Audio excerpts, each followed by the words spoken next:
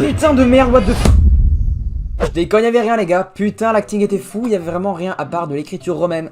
C'est pas du tout du romain, c'est du français. Julien fut étonné, ce qu'il... je sais pas lire. Donc nique ta mère Léo, hop là, sympa. Les amis, je suis content de vous retrouver pour vous raconter 3 histoires d'horreur ultra badantes que j'ai trouvées sur internet. Et franchement j'ai super hâte, c'est la première fois où j'ai le plus hâte de tourner une vidéo. C'est fou, je pense que vous allez finir mal. Mais avant ça, je tiens à vous faire une petite annonce. J'ai ouvert un Discord avec 5 potes youtubeurs. 5 youtubeurs qui sont Mugs, Mikey Moon, Maddiz ainsi que le Tribunal. On s'est rassemblés pour vous proposer du contenu de qualité. Peut-être qu'on fera des vidéos ensemble ou pas, je ne sais pas, mais en tout cas n'hésitez pas à rejoindre le Discord qui se trouve en description. Franchement les gars, n'hésitez pas à rejoindre, il va se passer des trucs extrêmement lourds, on vous prépare des gros projets avec la team, ça va être extrêmement cool. Et aussi c'est cool que vous pouvez rejoindre, comme ça je peux vous parler plus facilement, ça peut être vraiment bien de discuter de vidéos, de YouTube, même vous pouvez faire vos pubs sur le salon YouPub, voilà, comme ça on peut découvrir de nouveaux créateurs. Bon bref, je pense que j'ai assez parlé, vous ne trouvez pas? Moi je pense que si. Et c'est pourquoi on va commencer tout de suite la première histoire qui est celle de Marc. Il va tout d'abord nous préciser qu'il a un fils se prénommant Charles et que ce fils, il va souvent, même tous les jours, le chercher à son école. Arrive donc un jour comme les autres, tout à fait banal, où Marc, il va finir son taf et par la suite va donc se diriger vers l'école de son fils pour aller le chercher, tout simplement. Sauf que sur le chemin pour aller récupérer son fils, il y a un truc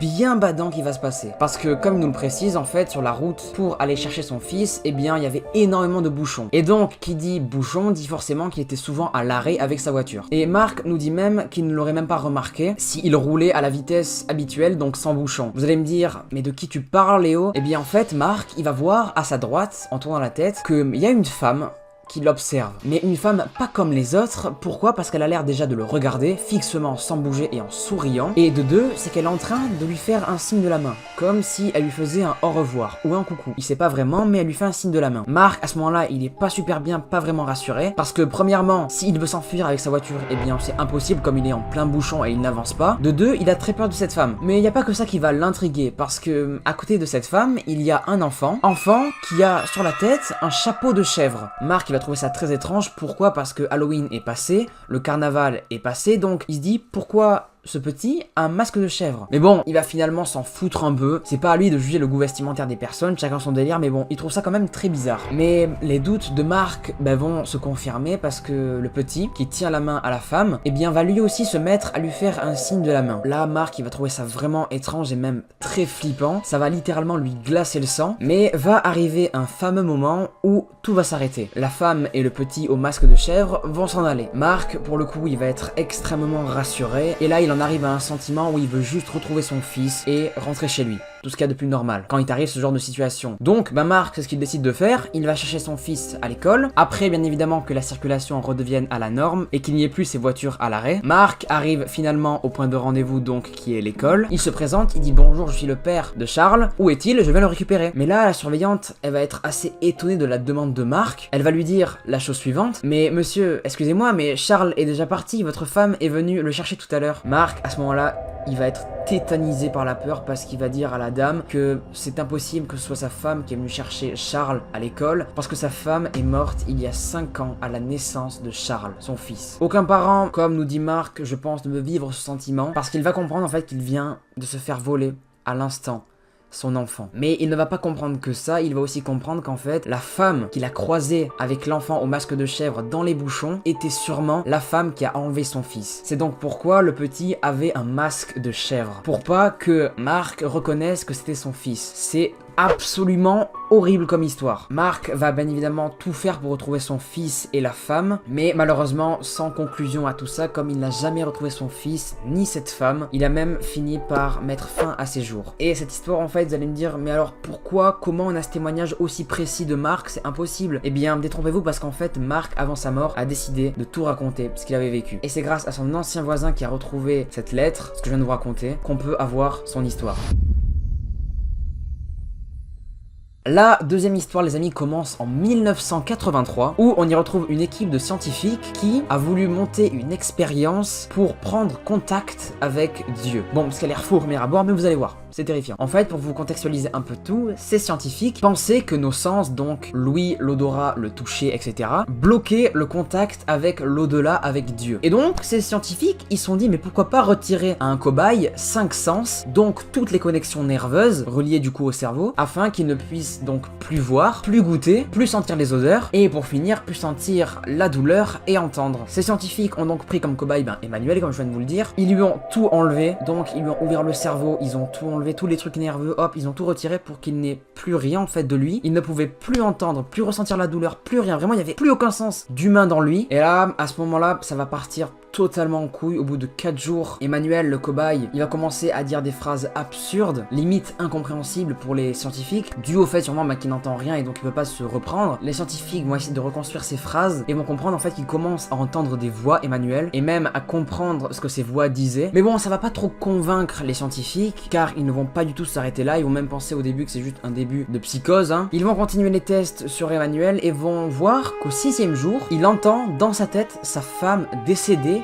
lui parler. Et les scientifiques vont être convaincus de la véracité de ses propos. Pourquoi? Parce que Emmanuel va même réussir à entendre les personnes décédées proches des scientifiques. Et pour s'assurer que Emmanuel ne ment pas sur ce qu'il dit, les scientifiques vont lui demander aux soi-disant personnes décédées qu'il entendrait des informations personnelles. Et, résultat assez fou, Emmanuel il va réussir à sortir de sa bouche des informations personnelles sur les personnes décédées de la famille des scientifiques. Mais malheureusement cette histoire va très mal se finir parce qu'on lui a enlevé énormément de bouts de cerveau, on a fait énormément d'expérience sur sa cervelle et c'est donc pourquoi il va avoir l'envie soudainement de se donner la mort. D'une manière d'ailleurs assez terrifiante, en s'arrachant plusieurs morceaux de peau. Mais les scientifiques ils s'en battent les couilles qu'il est au bord du gouffre, ils vont continuer avec son cadavre même s'il le faut à faire des expériences sur lui. C'est ce qu'ils vont donc faire, ils vont l'attacher à un lit car pour eux il était prêt de communiquer avec Dieu. Emmanuel, vous en doutez, il va pleurer pendant des semaines attaché à son lit. Vraiment, il est victime de pure souffrance, vraiment c'est horrible. Et un jour, il y a un scientifique qui va s'asseoir à côté de lui. Emmanuel va tourner la tête vers le scientifique et va lui dire cette phrase-là: j'ai parlé à Dieu et il nous a abandonnés. Et l'histoire, les amis, se finit ici. Bien évidemment, tout ça n'est que conte et légende, elle est fake. J'aime vraiment pas ce mot fake pour les histoires, mais voilà, elle est inventée, c'est une légende urbaine, mais je la trouve folle. Les amis, passons à la dernière et troisième histoire de cette vidéo. La troisième histoire nous est racontée par la jeune Sylvie, non pas vraiment comme elle est assez vieille, elle a à peu près l'âge de 40 ans, et elle a une fille de 3 ans qui s'appelle Lydie. Et ce qu'a remarqué Sylvie, la mère de Lydie, c'est qu'elle a commencé à avoir, déjà à l'âge de 3 ans, une amie imaginaire. L'histoire commence pas vraiment bien, je peux le constater. Apparemment, comme nous dit Sylvie, cette Kelly, cette amie imaginaire donc, eh bien vivrait dans le placard de Lydie. Bon, Sylvie, c'est une maman, c'est une femme assez mature. Elle sait très bien que des enfants qui sont souvent seuls, qui n'ont pas de frères et sœurs, s'inventent des fois des amis imaginaires. Moi, je crois que c'était pas le cas, honnêtement, mais je peux comprendre que des enfants, des fois, quand ils sont un peu seuls, s'inventent des amis imaginaires. Voilà, ça peut arriver après, voilà. Après, t'oublies avec l'âge. Du coup, la mère Sylvie, elle va souvent remarquer que, Lydie joue souvent avec Kelly, son amie imaginaire. Ça va lui faire un peu de peine, mais bon, si elle est heureuse, pourquoi pas. Et venons-en donc maintenant à 2 années plus tard. Quand son mari et elle regardaient tranquillement la télé, un film d'horreur plus précisément, se prénommant Amityville. Vous connaissez tous sûrement Amityville, film d'horreur très connu. Et là, pendant qu'ils visionnent le film, il y a leur fille Lydie qui va arriver dans la pièce, pile en plus au passage où il y avait la fille morte avec les yeux noirs dans le film. Pile à ce moment-là, Lydie elle va arriver et elle va montrer du doigt la télé. Ses parents remarquent qu'elle n'est absolument pas du tout perturbée, qu'elle est même limite contente parce qu'elle va dire ceci: eh mais tiens, ça ressemble à Kelly. Là, Lydie, elle va pas comprendre, elle va dire: Kelly qui? C'est qui cette Kelly? Une copine à toi? Et là, Lydie, elle va répondre une chose qui va terrifier ses parents: mais non, vous savez, la fille morte qui vit dans mon placard. Comment ça, Lydie, la fille morte qui vit dans ton placard? Comment ça, Lydie, Cette histoire était courte, certes, mais bien badante, parce qu'en fait, je me dis que cette fille, elle est petite, elle n'a pas pu inventer ça. C'est quand même très bizarre. Ceci était un témoignage paranormal, oui c'est le terme exact, d'une personne que j'ai trouvé sur Reddit, peut-être après qu'il a repompé de je ne sais où, mais bon, c'est très badant, c'est très flippant. Si cette histoire est réellement vraie, elle est bien badante parce que souvent, on le dit tout le temps, mais les gens les plus honnêtes, c'est les gosses. Quand on est petit, on n'a aucun filtre, on est tout le temps honnête. Donc je me dis, est-ce que tout cela est vrai, est-ce que tout cela est faux? On ne sait pas, mais c'est bien badant, bordel. En tout cas les amis, j'espère que vous aurez aimé ces histoires d'horreur. Il y en avait 3 en tout, j'espère que ça aurait pas été trop lourd. Je le précise encore, mais n'hésitez pas à rejoindre le Discord de la clique. Et merde, je pense que j'ai même pas précisé le nom de la clique au début. Je suis con, putain. N'hésitez surtout pas vraiment, voilà, à rejoindre, comme ça on pourra parler de tout et n'importe quoi, ça pourrait être très cool. Et nous, on se dit à la prochaine pour une nouvelle vidéo. C'était Léo, et on se quitte sur une musique un peu synthwave time cop. À plus.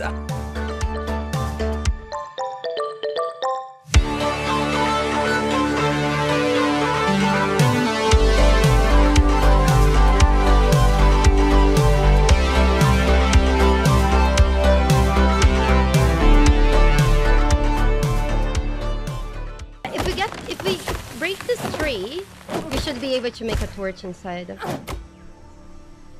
That should help us. Okay. I also like that we collect things by just running around. I like when games respect my fingers. Does that make sense? I feel like my fingers deserve the respect. Oh, here we go. Much better. Anonymous, thank you so much for the gift sub. I appreciate the support. To Blackjack and Hookahs for my buddy. I appreciate that you enjoy my accent. I literally went on a half-hour explanation on how my accent is, how it is. If you go 15 minutes ago at the stream, you can get the full story. I also have an accent in my native language. It's complicated. My native language is Portuguese. Yeah, we can put torches in caves, which is nice. You know what's